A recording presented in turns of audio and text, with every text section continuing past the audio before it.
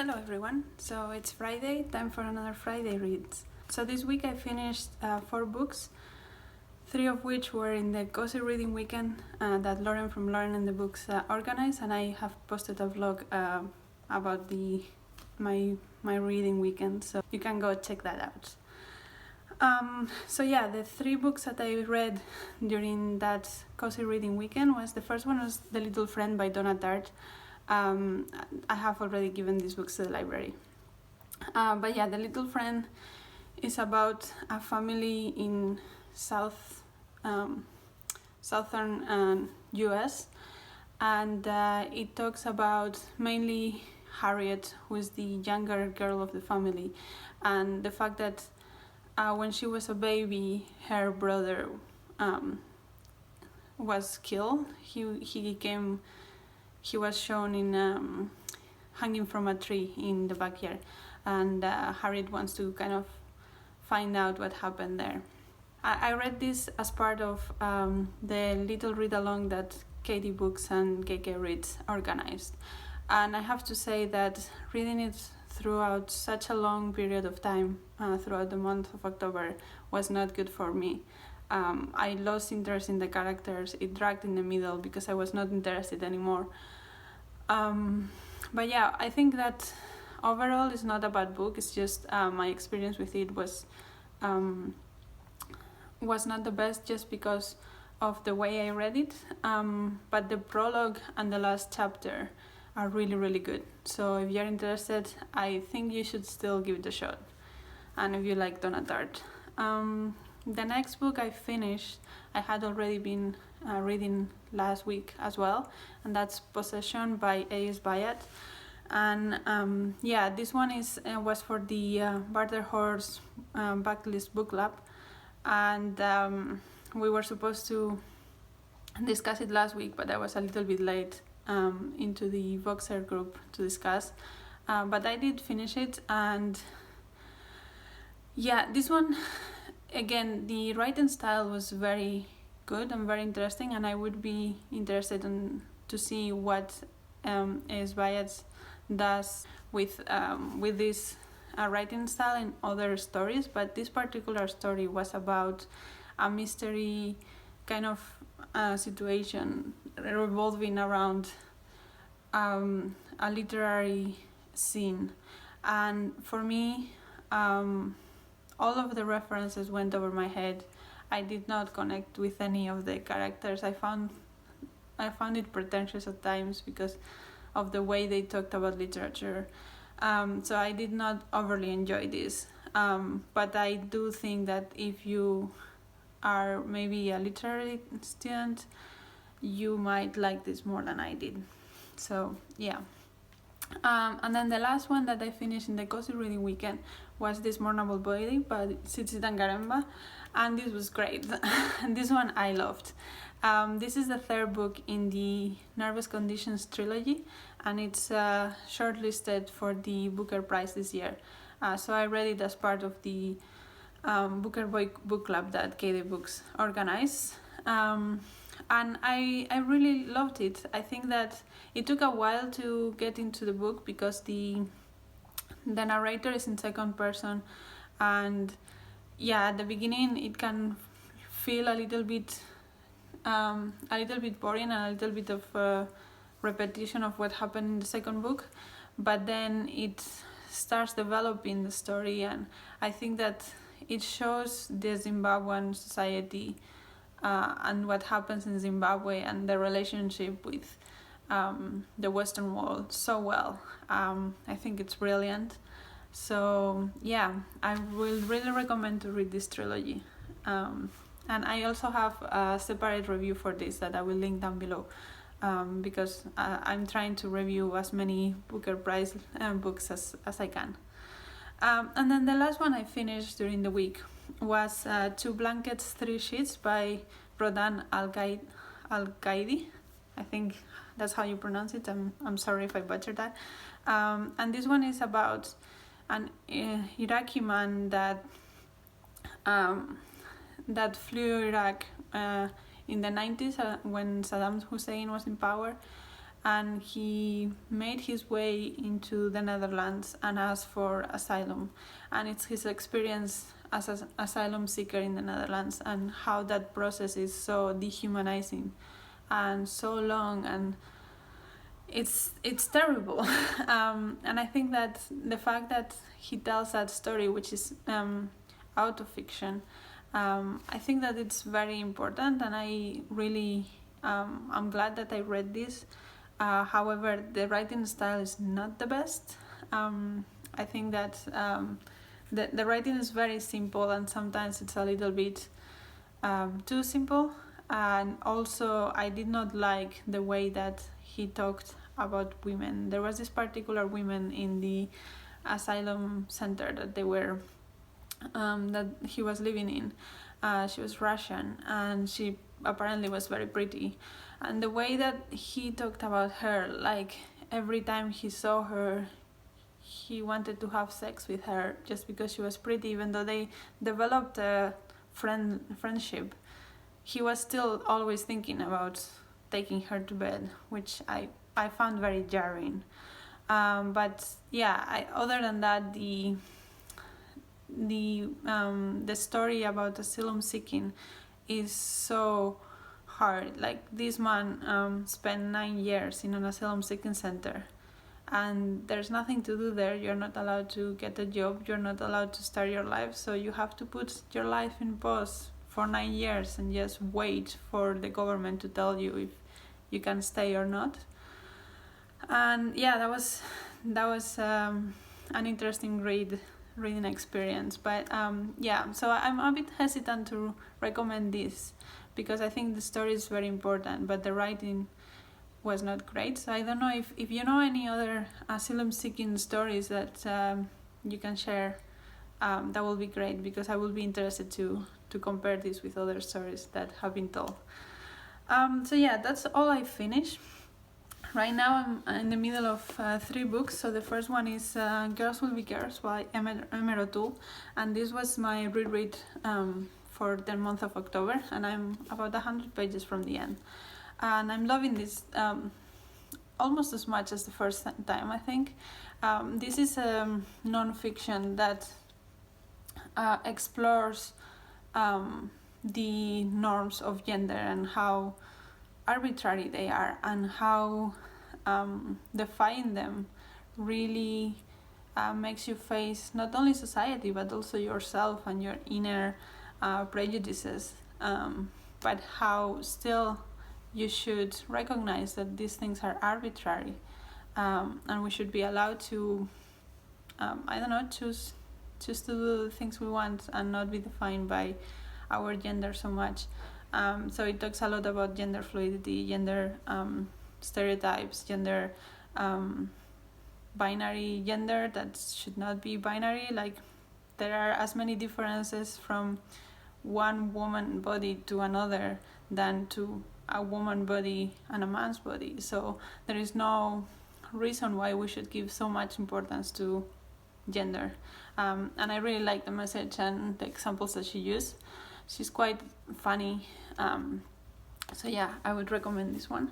And then the other one that I'm reading, also non-fiction, is Freedom Roots by Laurent Dubois and Richard Lee Turtis. And this one is a history of the Caribbean islands. And this one, I'm finding it a bit dense to go through. I think it gives a lot of information, but it sometimes feels like it gives too many details about things that are not as important, and also because they are trying to give as many details about each island as possible, it sometimes becomes a little bit tedious. But I think, again, it's a history that I never read before in this from this perspective, and I think it's important to have that perspective. So yeah, I think it is important. I'm not sure if I would recommend, because it's quite dense and difficult to get through. It's also quite academic, so I'm making my way through that, and I will hold judgment until I finish it. And then the last one I'm reading is The Mirror and the Light by Hillary Mantel. So I was reading this in audio last week because I thought my haul from the library would never come, but it has come through. So I picked that up yesterday from the library, and now I'm ready to read it physically. I'm 40% of the way through, something like that. And I think what I'm going to do is I'm going to listen to the audio and read it at the same time. I think that probably will work quite okay for me. But yeah, I'm looking forward to finish this as well. I'm really liking it so far. I think it's my favorite of the trilogy. And this one follows Cromwell, Thomas Cromwell, in the reign of Henry VIII, and he is famously known for the many wives that he had, and this book at the moment is in the third wife. So yeah, it talks a lot about religion because of course Henry VIII started the Anglican Church, and yeah, I'm really liking that talk of how that happened. Of course it's fiction, but yeah, Hillary Mantel makes it feel true, so, and I'm sure she researched it very well, so I'm enjoying that one. And then for next week I need to read The Bus Rock by Evie Wyld. So this was supposed to be for my book club on last Thursday, but the organizer was busy and she couldn't make it, so she changed it to next Thursday. So I have to read that before Thursday. Yeah. I don't know much about this other than it's for my book club, and I have heard a lot of good things about it, so I'm excited to read it. So since we are almost at the end of October, there are several TBRs for November that are going around.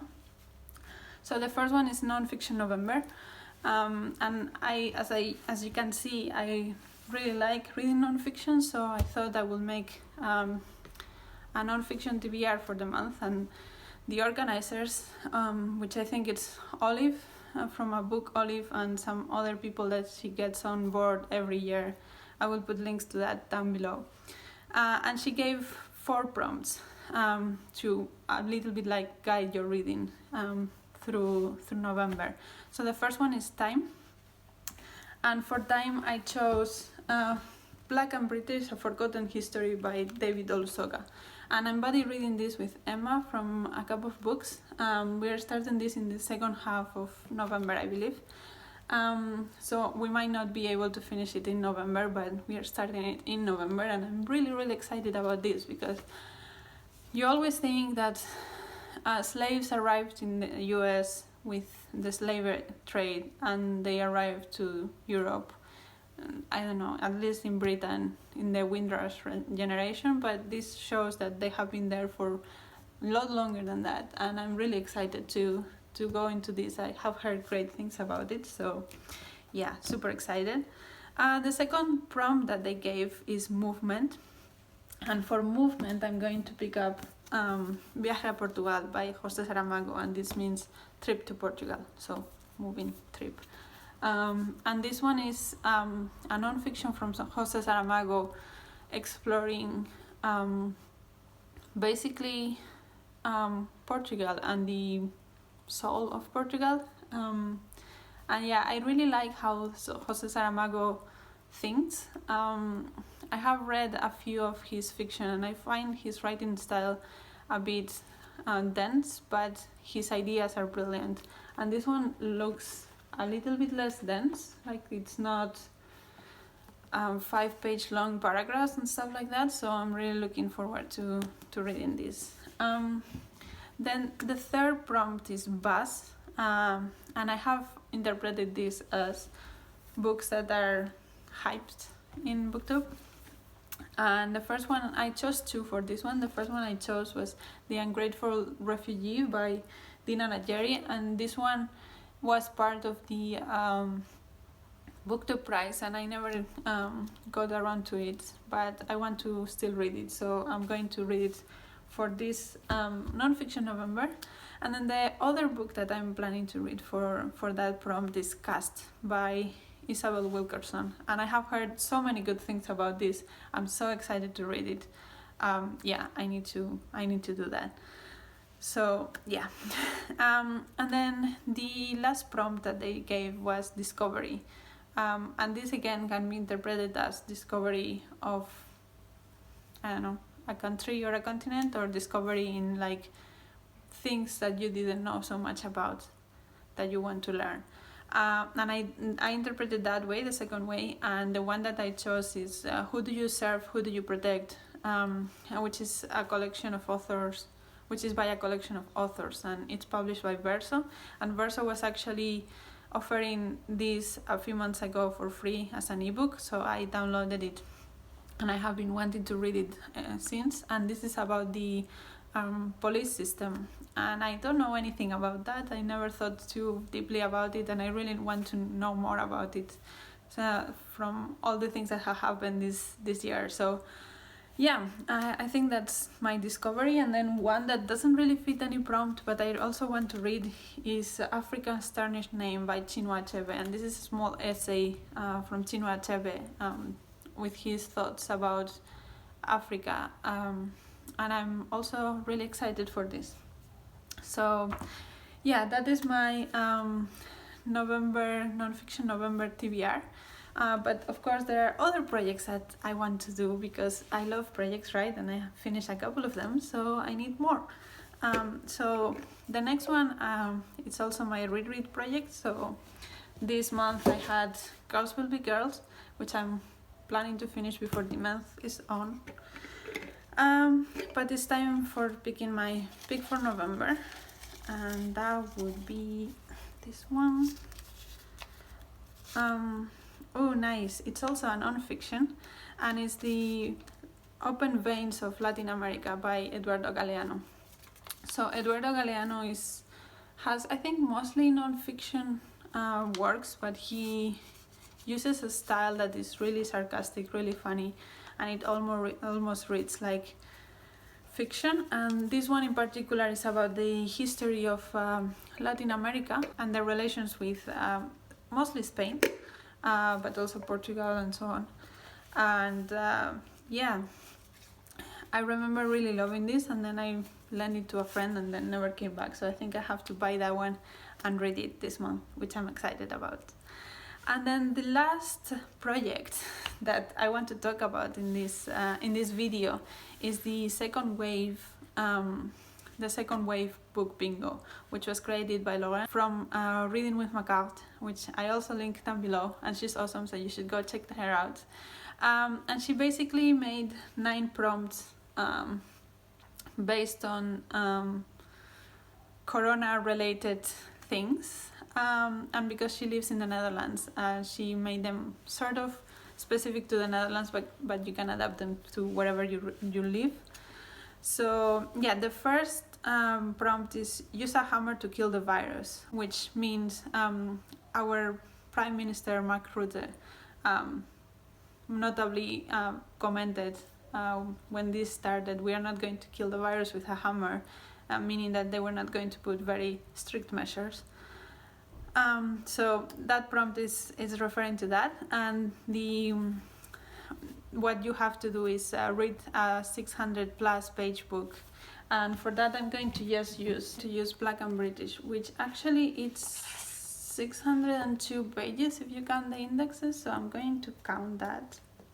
Sorry, Laurent, if you don't think that counts, but I think that counts. So yeah. The second prompt is go to an illegal Halloween party, read a book with a dark cover. And for that I'm going to choose Caste, because it has a grayish cover that I think is dark enough. So yeah. The third prompt is buy baking powder before it gets hamster, which means in the Dutch it gets picked up. So the prompt is read a book published in 2020, and for that I'm going to read The Vanishing Half by Brit Menner, which is the pick for one of my book clubs for next month in November, so I will be reading that anyway. The fourth prompt is realize Christmas will just be you and your household, because probably it's not gonna happen, right? And the prompt is read a book with some family drama. So for that I'm going to choose The Most Fun We Ever Had by Claire Lombardo. This was longlisted for the Women's Prize, I think, and I have been quite interested in it. And last time I went to the library, I picked this up, so I think I will have to read it soon. So I thought this will fit that prompt quite well. Then stay at home because you have a cough. Read a book that spanned at least a decade. And for this, I have picked up something that I'm incredibly excited about. I went to the bookstore and bought it yesterday because I had pre-ordered it and it finally came in. And it's humongous, but I'm so excited. And that's The Eighth Life by Nina Harsvili. And as far as I understand, this is a family saga, and it's set in Georgia. And I love family sagas, and I love reading from countries I've never read before. This has had a lot of praise, and it's huge, but I don't know how many pages this is. 930 something. But yeah, I have heard amazing things about this, and I cannot wait to read it. So yeah, a lot of big books. The next prompt is change your vacation plans because your initial destination is got bad. Read a book about the Netherlands or the country you live in. I live in the Netherlands, so the one I chose is My Ontelbare Identiteit by Sinan Senka. I think that's how you pronounce it. Sorry if it's not. But yeah, this one is about identity and how do you deal with that when you live in a country where your parents are not from and things like that. I don't have it yet. I have to go pick it up from the library, but this is the one that I plan to read. If it's not available in the library, then I will pick something else from the Netherlands. The next one is meet a new colleague online. Go into a book blind purely based on someone's recommendation. And for that I picked Paradise by Toni Morrison. This is the pick for Barter Hort's Backlist Book Club for the month of November. And even though I have read Toni Morrison, so I know something about her, I don't know what this is about, and I'm just picking it up because it's part of the book club, so I count that as a recommendation. So this one is the one that I'm going to be using for that. The next one is Forget Your Mask and Go Back Home to Get It. Reread a favorite. So since I just picked up the Open Veins of Latin America, and that's one of my favorite books, I will reread that one. I have to get it, but once I get it, I will reread it, and that will count for that.